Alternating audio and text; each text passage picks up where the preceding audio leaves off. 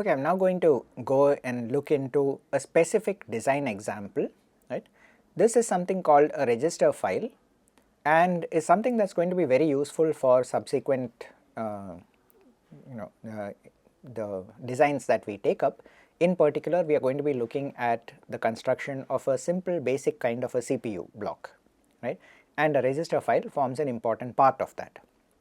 So, what I am going to do over here is basically talk about how we might specify such a register file, what might be the high level ways of designing it and what the test bench looks like, but not actually go over the individual parts of the code. That will be sort of left as an assignment. Right. So, what is a register file? We have already seen what a register bank or a register file looks like, the basic idea of a register file. But register files, as we tend to talk about them in practice, form a key component of CPUs, right. Typically what we will see is that this can be combined with an ALU or an arithmetic and logic unit to actually perform operations. And register based CPUs, which are very common, right, are the most common kind of CPUs that we see today. Examples are the ARM kind of processors, x86 to some extent, right, although x86 has a slightly different way of using registers than what even something like ARM does. ARM, for example, is a category of processor that is called the RISC processor, the reduced instruction set compute. The other name for it is the load store architecture, which basically says that every kind of actual arithmetic operation first needs data to be loaded into a set of registers and all operations are performed on registers, right. Such kind of CPUs in particular, and in general other kinds of CPUs as well, tend to do this. They read two operands and write one result, and in order to get the best possible performance, we would like all of these three things to be possible in the same clock cycle, to happen at the same time. Okay. So, the definition of a register file basically comes down to, I need to be able to read two operands, I need to be able to write one result, preferably in the same clock cycle. If not in the same clock cycle, then maybe there are ways by which I handle how I read them one after the other, right. But for now, let us just assume that this is our requirement and we need to design something that can do this. Now, the writing can be assumed to happen at the clock edge, because after all this is a register, right. But we might also specify that if I have written something in a given clock edge, then the read that happens in the same clock cycle should give the data that was actually written then, right. In other words, the synchronous read that we saw with regard to the block RAMs in Xilinx or in FPGAs, right, may not be acceptable over here, because if I am going to wait until the next clock edge to read out what I wrote in a given clock cycle, right, it does not satisfy this requirement for me. So, it looks as though I will need to first write the code and then see if it can actually translate into hardware that gives me what I want. Now, this is the module level interface that we would like to see. We of course would like to have some parameters such as how wide is each register, how many registers do I have, right, and in this case, rather than giving the depth of the register file, I am specifying the number of address bits, which is 5, which translates into 2 power 5, which is basically 32 addresses, which of course is what we calculate here. The number of registers is 2 to the power of address width. The write port basically takes a write enable signal, write address, write data. Write address, as you can see, is actually a 5-bit address. So, it is not like the kind of things that you would use in a RAM block as such, but okay, it is one of 32 locations. Read address 1, read address 2 are also there as inputs, but there we do not have separate write signals over there, right, we just have read data 1, read data 2. So, this is going to be the module interface definition that we want to design for. Okay. In terms of understanding the timing of this system, it looks roughly like this, right. Basically what we say is, if I try writing something into the data, I need to give the address, I need to give the data, I need to give the write signal, and at the next clock edge, the mem block, the register file would actually get updated to that value D1, right. Now, if I gave read address 1 over here, then after a short amount of time, in the same clock cycle as a combinational read, I should see read data 1 coming out. If I gave read address 2 over here, right, at this point, with again a short amount of delay, I should see read data 2.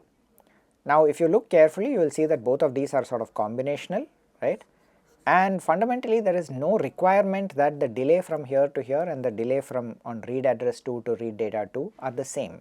That is not required. Most likely we expect it to be the same because they are implemented using the same kind of logic, but there is nothing in our design requirements to say that that has to be, and in fact in practice there is really no way to enforce something like that. So this is just a rough picture of what the timing interface of this entire system would look like. Okay. So how would we go about implementing something like this, right? Break it down and say, okay, now let me think in terms of the basic structure. Create a module with parameters. That's actually already done. I have given you what the interface looks like. I know that I am going to require some kind of an array of registers to hold the data. So let us figure out how to implement that register array, or rather how to define it, because it is just a logic array definition in system Verilog. I also want a synchronous reset.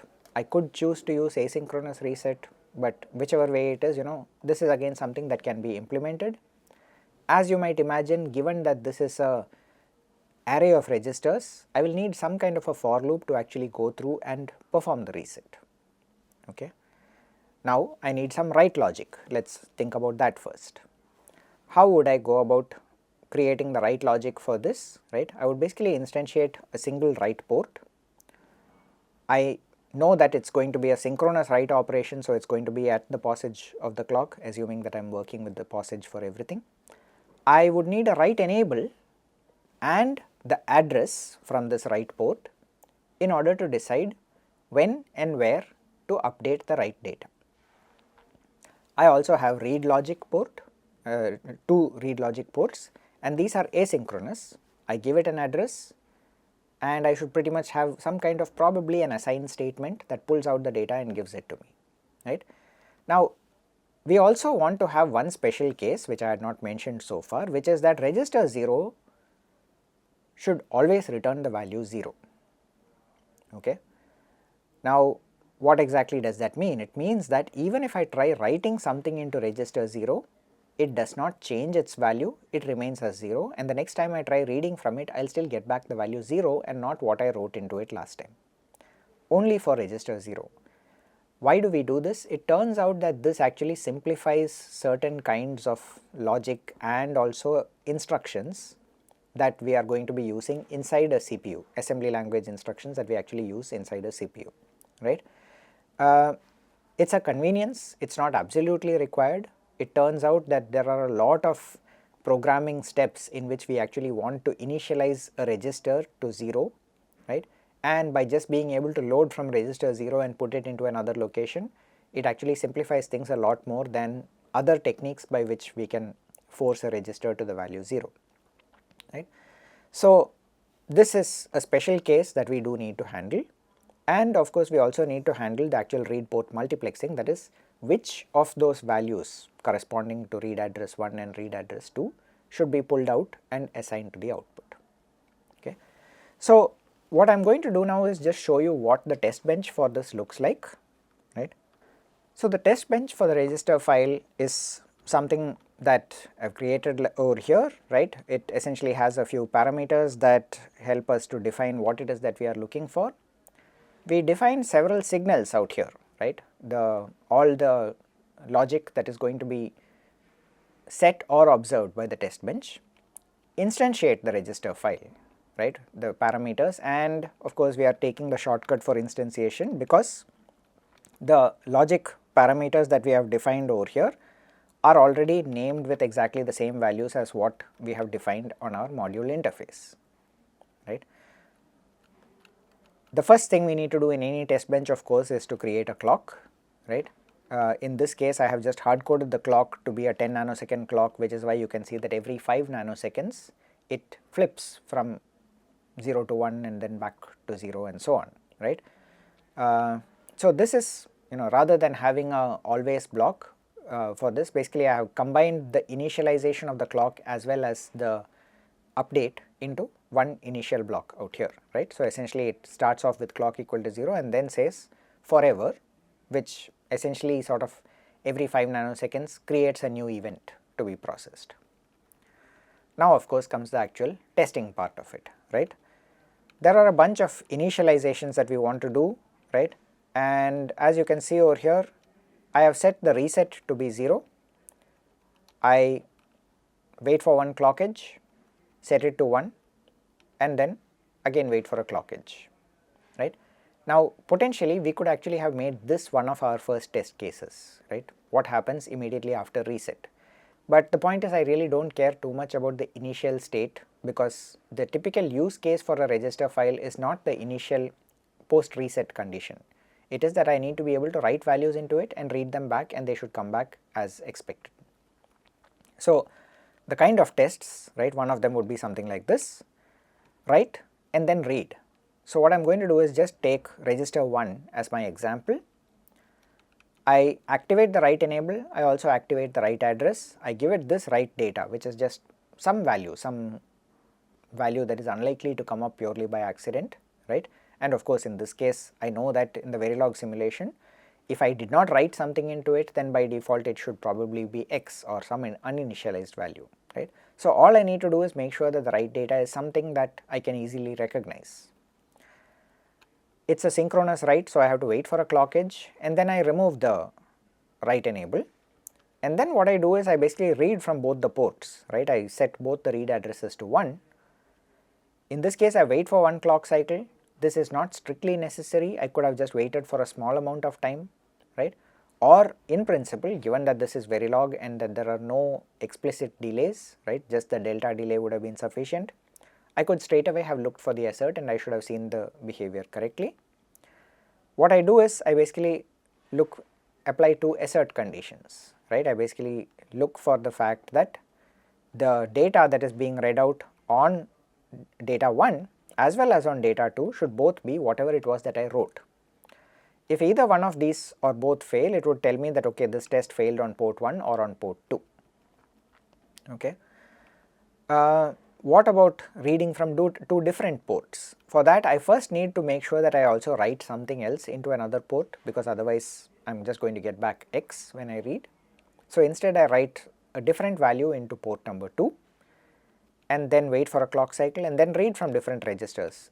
Address 1 is 1, address 2 is 2, and then I check that each of those data 1 and data 2 should correspond to the values that I have now written, right.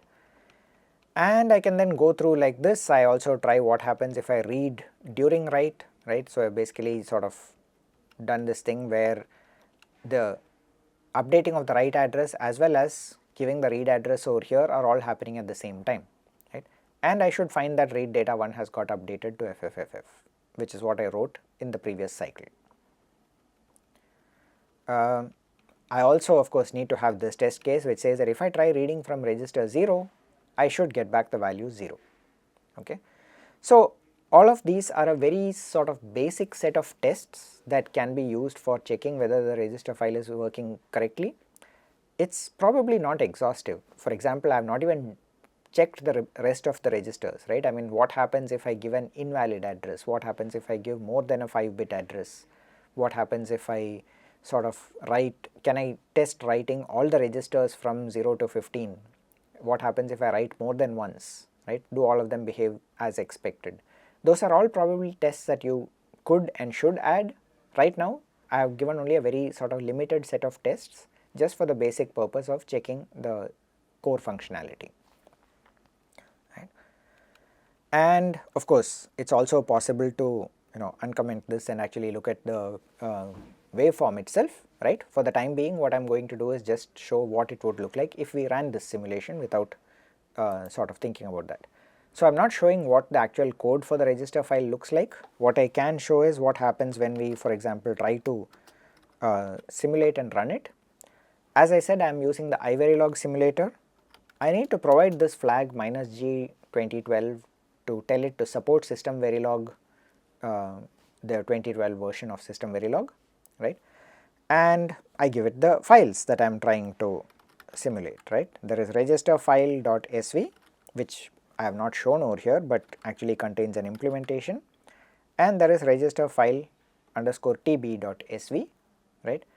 And once I do this, pretty much instantaneously it has now compiled, and when I actually run this, right, it just pretty much goes through and says all tests completed, right. Kind of boring, right. What would probably be more interesting is to actually have something that fails a test, right, and see what happens. You should start seeing a lot of messages like test 1 failed, test 2 failed, and so on, right. But that will be part of what you look at as an exercise to implement over here.